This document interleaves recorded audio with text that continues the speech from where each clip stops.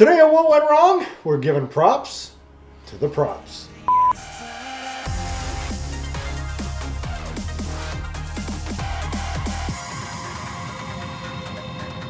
Hi, I'm Brett Mauser, and I've made over 40-something feature films I don't even know anymore. Whole crap ton. And today we're going to be talking about props and things that are in the movies, and sometimes they become a character of themselves. Oh, yeah. Now we could debate what exactly makes a prop, because I guess you could talk about prop vehicles, things like that. But if you get into that, then you have to discuss, is Kit a prop? Because I would consider him more a character. Yeah, no, I wouldn't say But he's a prop. is he a prop? No, I think he's a character. I think he's a character. It's interesting because I could see both. Because at certain points he's interacting with Michael Knight, and then other times he's flying over a huge semi. Or a burglar's trying to break into him, and he becomes the. It's just about him being the. Then he's a plot device. Yeah. He's a plot device. But then I've worked with some actors who are just nothing but plot That's true. I've worked with actors who are also just props, so there's that. So let's talk about the importance of a prop. I mean, could you imagine the Golden Idol? If it were the monkey that with the little cylinders. Oh man, something that looked more like that. Wow. How important are the looks of props? Well, and you have the ones here from Indiana Jones, or from Rise of the Lost Ark, and also Indiana Jones, and also the Last Crusade. Mm-hmm. But I mean, some of these are characters of themselves. I mean, the first movie. The first scene of the first movie involves this prop, and it itself has become embedded in the zeitgeist. Because how many times have you seen things where people go, they're doing this thing and looking at something and just like this, and that actually didn't really exist before Raiders of the Lost Ark, or the phrase "he chose poorly." Before 1989, that wasn't a thing, And so to say that this prop and this prop have become embedded in American culture, so they're exceptionally important, because the fact that it's just a cup is immaterial to the conversation. It is a cup. But this specific prop became a part of that whole thing. Mm-hmm. This became a part of that whole thing. So they are intensely important. But are they important because... Well, let me say this.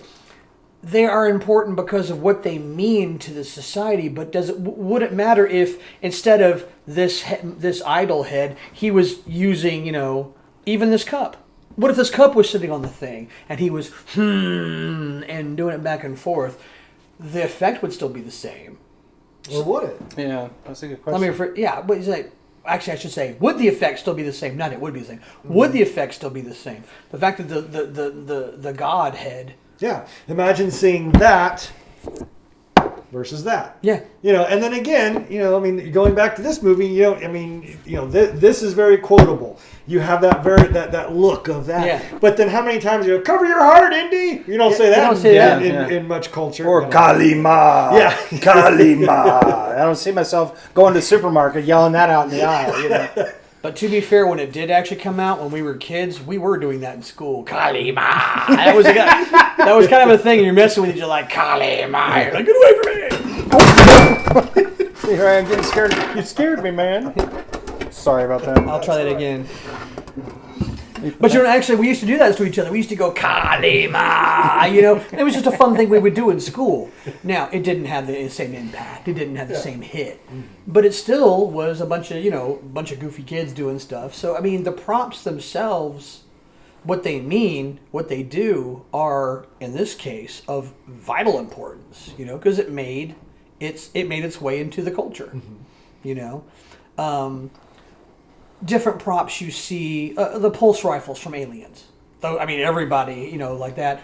Beastmaster's sword. Conan the Barbarian's sword. The glaive from Krull. Those are all weapons. Mm-hmm. But, I mean, they're still props. Certain things you see in these movies where you can't think of the movie, you can't see the movie without them. Blade's sword. when you touch it. with the thing, Yeah, the yeah, things it that pops pop up. out. Yeah. That's cool. Or the You know, Ghostbuster backpack. the Yeah. ghost. You know, the proton Oh yeah, pack. exactly. You know what I mean? It's Proton iconic. Or the trap. Right.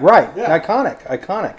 You know, and so when, you know, I think that's the kind of thing for me, because you've just alluded to a whole list of props that every person who knows what you're talking about wishes they had one. And they see it in their heads right now. Right. When you say Ghostbuster trap, everyone knows what you're talking Yeah. about. And sometimes the props themselves can be more popular than the actors or live longer. The crawl. Yeah. I mean, Yeah. I couldn't tell you the guy's name. Not You know, at all. the guy that threw it around Not and at all. googled it. But you remember the glaive. I see the glaive, and I'll know where I saw that. Yep. So that which kind of brings into we don't want to. Not all props are MacGuffins. Yeah. So, some of the most popular and famous ones are. You know, your proton pack's not going to be a MacGuffin, Right. But definitely the cup Ark of of the- Christ is going to be Right. the Ark of the Covenant. is Right. going to be a Right. MacGuffin.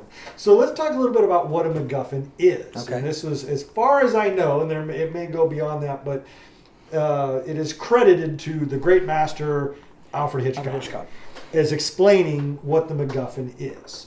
Anybody want to take that, or I'll? As I understood, the MacGuffin is basically a prop as a plot device, which is to say that the point or plot of the movie centers around the possession or chasing of or looking for a thing. This thing is itself immaterial to the actual plot of the movie. Yeah, Hitchcock. I think he says like it's the microfilm in the spy movie. Right. But in this case, it's what they're going after. It's that plot device that everybody is pushing the film forward. Romancing the Stone. Yes. Yeah. The stone is actually a MacGuffin. Right. Yeah. So let me ask you this. Let's go with the sequel to that, Jewel of the Nile. Ooh. Is that a prop or a character or both? I don't think he would be a prop, but he would be the MacGuffin. Yeah. So that would say the MacGuffin doesn't necessarily be a plot. It could be an idea. Yeah. I think it would fall in. I guess in the hero's journey, it would be the elixir. So it's what referred to as the elixir, what the hero has to go and bring back to the real world. Yeah. And in the case, that's a good one. Yeah, Jewel of the Nile. That would be he himself was not a prop, but he was the MacGuffin. Yeah.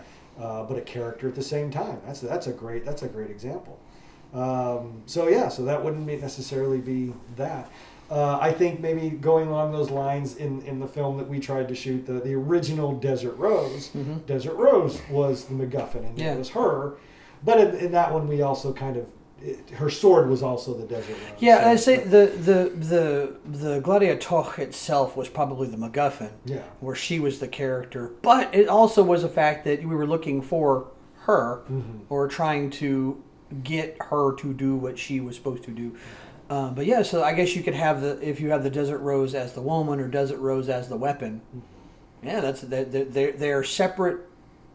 They're separate in so much as one's a prop, one's a character, but they're both could be considered MacGuffins. Yeah, right.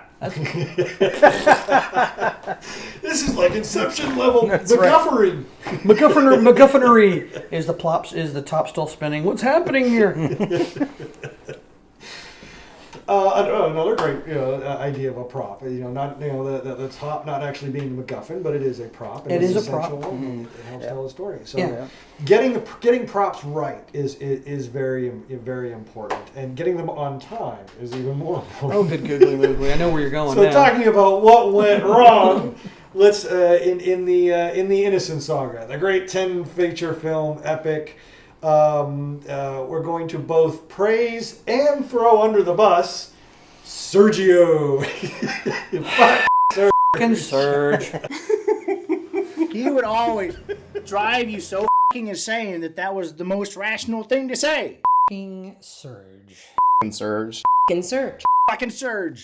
Fucking Surge. Surge. Fucking Surge. Damn you, Surge. Surge. Fucking Surge! Fucking Surge. Fucking Surge. Surge. I swear to God, yeah, f***ing with him. 10, 9, 8, 7, It would be funnier if it wasn't so honking true. So while he created some of the best props, very detailed, most of the MacGuffins, the coins with that throughout the saga, great detail on the coins, the spiral in the back, and we were able to handle them and play with them. Which actually is of vital importance to the characters to help them perform the way they should. Yeah. To the beta hunter, the booty hunter weapons. He created the swords, and he was a master because we created this weapon for Akacheta, which was part bow, part sword kind of a thing, and he got a weed whacker, and made this out of a weed whacker. And the time machine portals, he was able to get little portable time devices. He was able to get these old scientific or old computers or something. I don't know what the hell they were. Old sciencey They things. were label makers, as far as I know, and then make little devices where you could put the coins. And then when it came to the sets, he was able to do all sorts of magic. However, When will those props for the third film be ready? By the 10th film. We have to have this, Surge. I need it, okay? Well, it's not ready yet. Well, hurry. and I know Sergio's sitting at home going, and here he goes. Here we go. Where's the prop, Sergio? Well, where's the prop? Not my fault. We have our own. We've got Indiana Jones sitting on the set looking at where the head should go and being like, any day now, Serge. And we have. We even have a song we took from Blame It on Mexico. We have our own Blame It on Sergio. Blame it on song. Sergio. Blame it on Sergio. Coming back to the responsibility that if you're going to pick up the mantle of props or locations or whatever, understand that you're accepting that deadline that you're given with it, or budget. If you don't have a budget, and you've got to have the responsibility, as much as you want to be a part of that film or as much as you want to help out, if you can't do it in the amount of time or with the amount of money that you're given, you have to, it's best to just say, look, I can't. Can you give me more time? Or can you give me more money to accomplish this? Otherwise, I can't. You're going to have to find somebody else. Yeah. And as a filmmaker, you have to understand and appreciate that. And not know that, if Sergio had said, I can't do it. Okay. Brad, can you do it? Oh, Amanda, can you do it? And whatnot. It's not going to be a personal vendetta against it. We're not taking it personally. And if you're a filmmaker, you can't take it personally. Understand that they're doing you an astronomical favor by being honest with you and saying, I can't have it done by the time you need it done. Yeah. So it's sort of that two-way street. But if you're going to make the promise that you're going to have something done at a certain point in time, it needs to be done by that amount of time because everything else is riding on it. You've scheduled your actors on this day. You've scheduled the location on this day. You've got all the other props and all the other things at that day. It needs to be done by that time. You can't be sitting there waiting.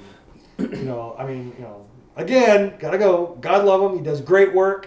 But when we're doing the dojo and there's Sergio. When you look at the dojo, on the floor is the Shadow Dragon seal. He painted all of that. It's twofold because on film it looks great. I love the detail in it. But cut to me in the shot of me with the picture of me sitting there just waiting Sergio to finish his fucking thing. On-time logistics is a thing in the real world for a reason. It's because that's how business works. Yeah. The stuff shows up when it's supposed to show up, and as much as it's supposed to show up, and at the cost it's supposed to show up. That's kind of how business works. This being show business, the props are no different. The actors and the sets and the food and if you have food, the costumes and the props all have to be on location at the time they're supposed to be there, but start filming. Because if any one of those things is missing, we're just hanging around.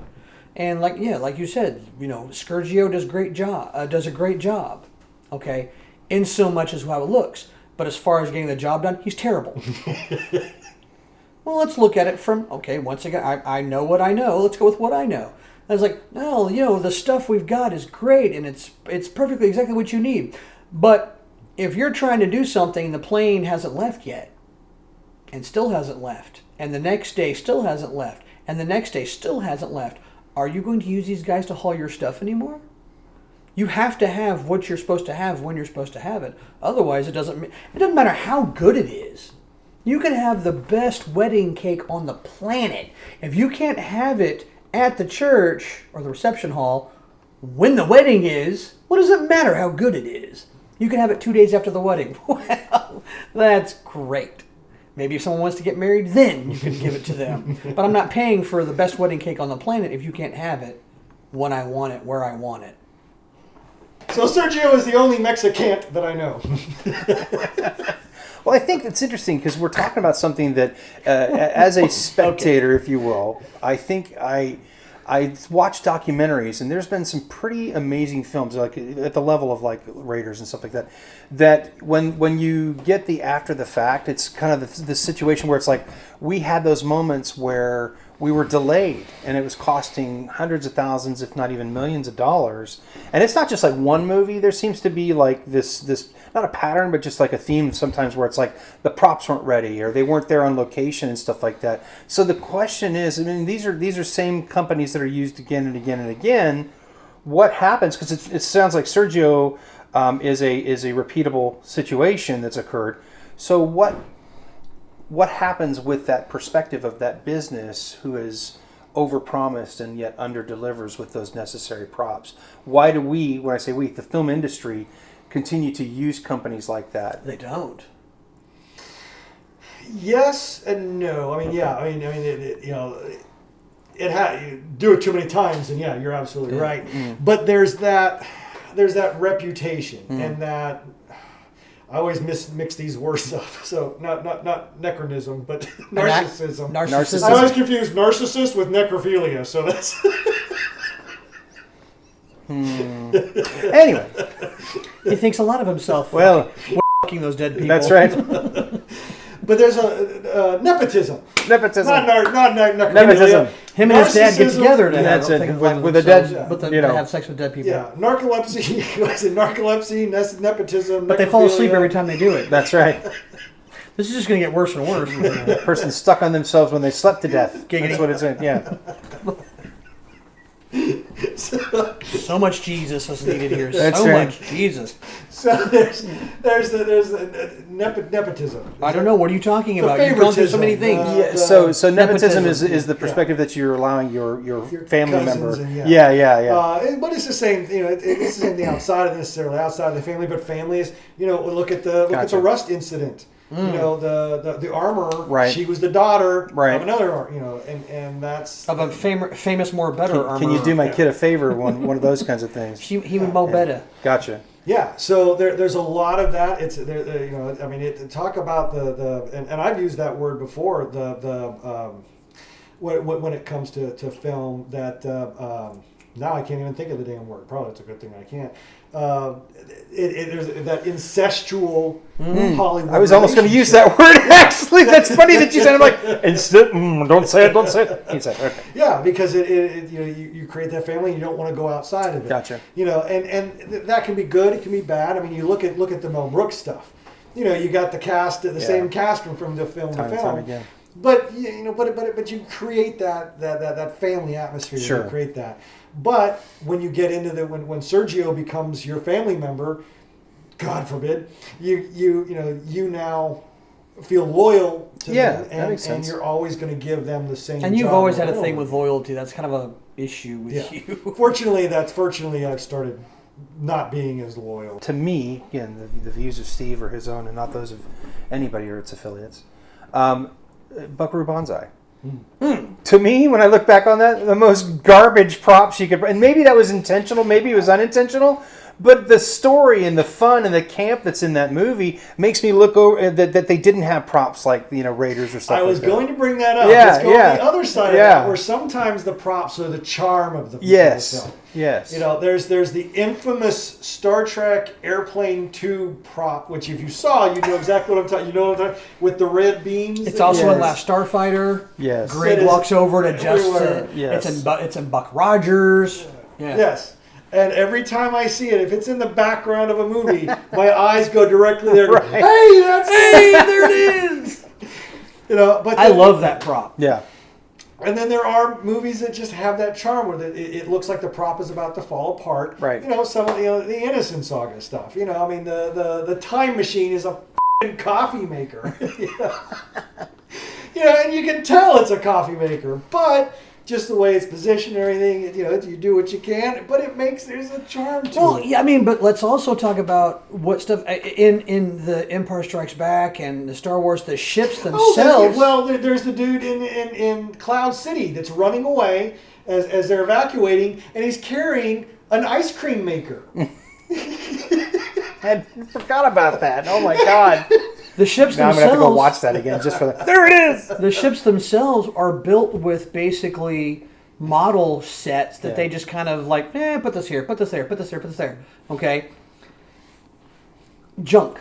Complete junk. Yeah. Right? But when put on film, when lit the correct way and the right sound effects are added, it's friggin' awesome.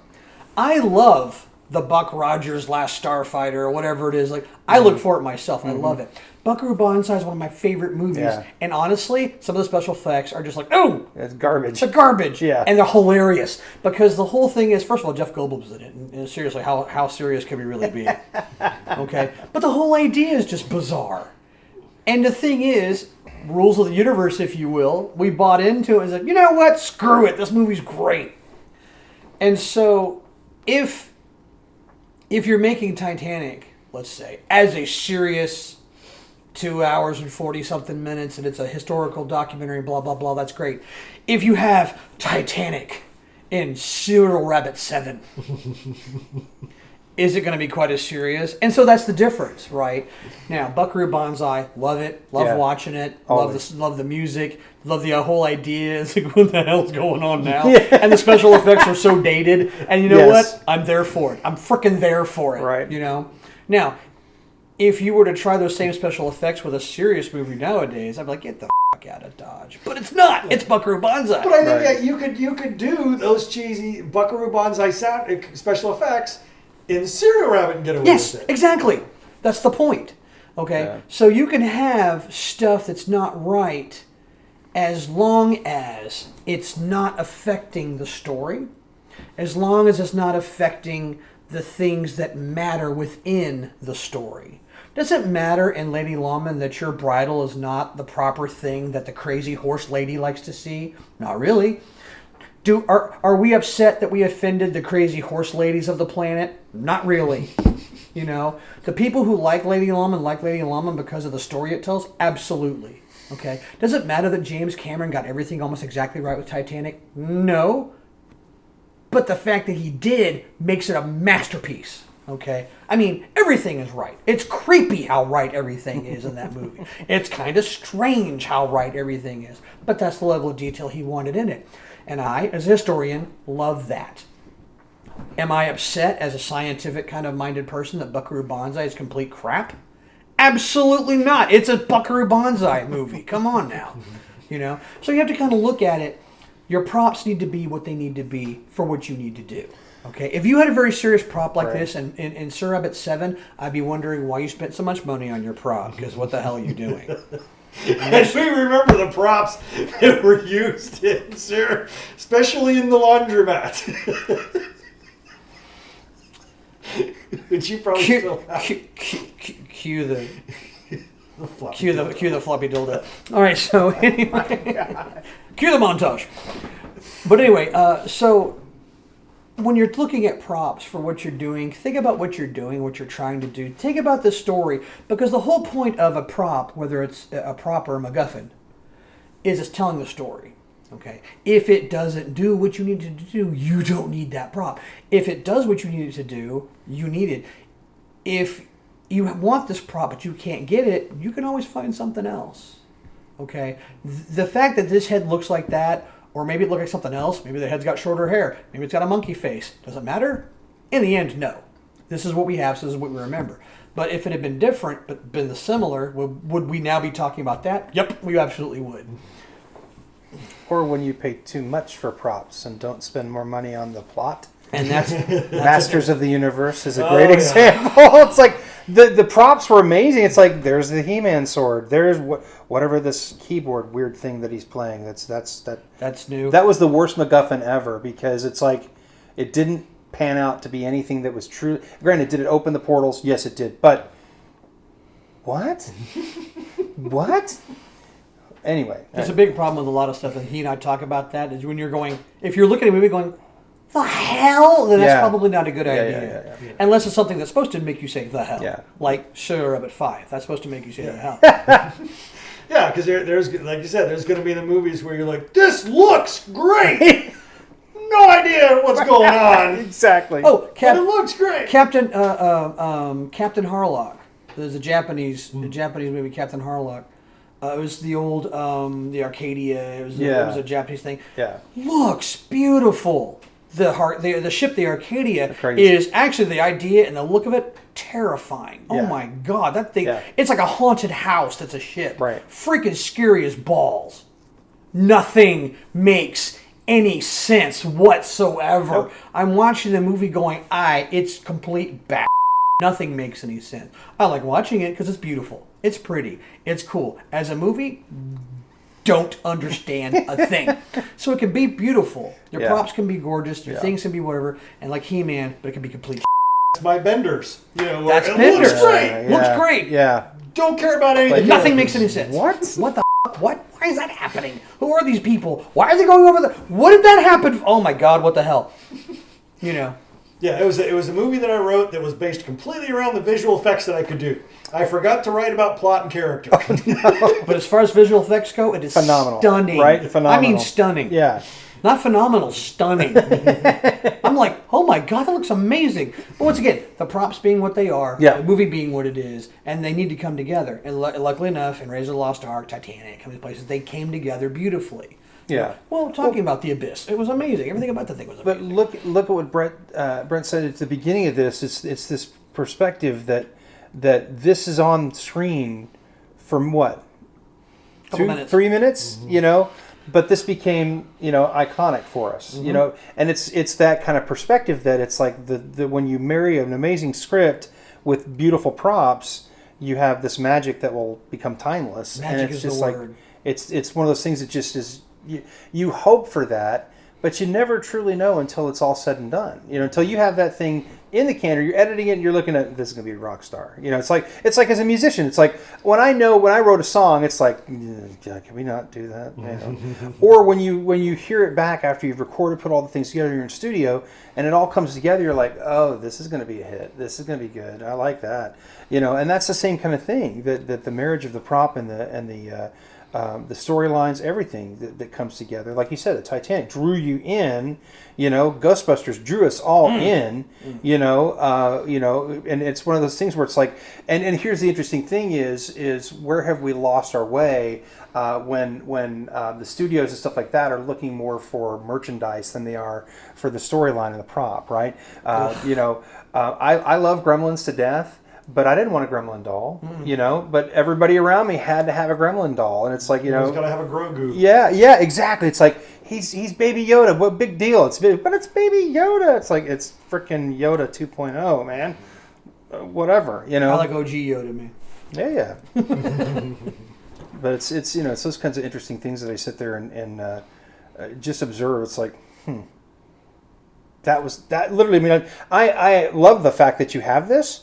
But it's like when I think back, I'm like, that wasn't even like that. It was indie. It wasn't even the main plot. Yeah. This is like the opener. It was exciting. It's like, but look at this is right here. But it was Where's my bag of sand? I want to play with this thing right now. It was the first scene in a movie that grabbed you by your hair and pulled you on Yeah. this journey Yeah. that you could not believe was happening. It was a step back to the 20s and 30s serials back in the day. Yeah. You know?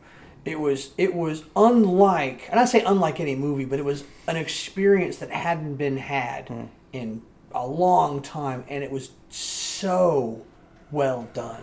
And this is what started it all. So everyone talks about that and thinks about that. Everyone does the Yeah.